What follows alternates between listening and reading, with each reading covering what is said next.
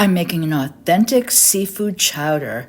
You start out by chopping an onion and you're going to saute that along with some celery. So make sure you get the cut really small. When you make a soup or a chowder, you want it to fit on a spoon.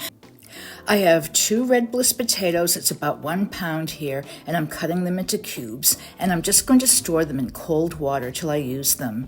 Now here's a piece of haddock. It's a little over 1 pound, and I'm going to slice it and then cut those pieces into small chunks. It's just the right size for our chowder. I have some large sea scallops now, and there's a little over 1/2 pound here. And you see that mussel, I like to take it off. Sometimes they come with that mussel on, but not always.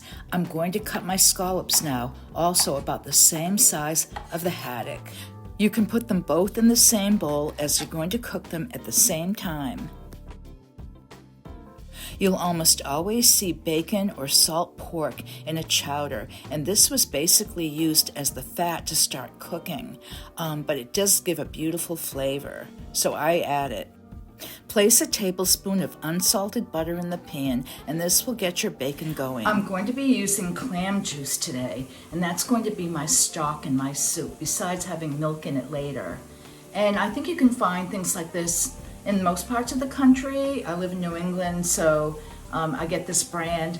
I think places like Whole Foods or even Amazon might have a basic seafood stock. So whatever, and this doesn't really taste like clams. It's amazing. It's very mild. You'll want to cook your onions, celery, and bacon till they're crispy. And now you're going to add your potatoes to the mix and stir them really well to get all those flavors going. It's time to add the 3 bottles of clam juice, or you could use seafood stock as I mentioned. Give it a stir, and I have a little bit of thyme here too, which makes it taste great. So I've covered it, brought it to a boil, and I want to see if my potato is done. Now that my potato is done, I can add the seafood, and usually this takes only 5 minutes. It cooks really quick, so give it a good stir into all that hot broth and cover it. Time it for about 5 minutes, and you can see the seafood is white and you know it's done. And now I'm going to season it with salt and pepper and add a tablespoon of butter right at the end. And here's the milk. It's got to be whole milk, and you want to use about 1 cup. Don't be tempted to use cream. That's just too heavy. So I'm giving it a taste, and I think it's great. Serve this right away while it's hot, and add some salt and pepper to the table, and you're ready to go. This smells like it's from the shore of Maine. This smells like walking into your favorite seafood restaurant along the coast. So let's give it a try.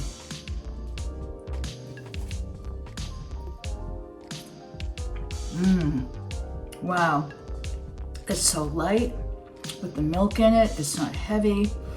You taste the potatoes, you taste the haddock, the scallops, and that's what you want, with a little hint of that bacon. You don't want it to be overwhelmed with lots of flour and lots of butter. It's not the way to go, or with cream instead of the milk. So I hope you get to make this. It's just magnificent. This is a meal in itself with a salad and some rolls or cornbread.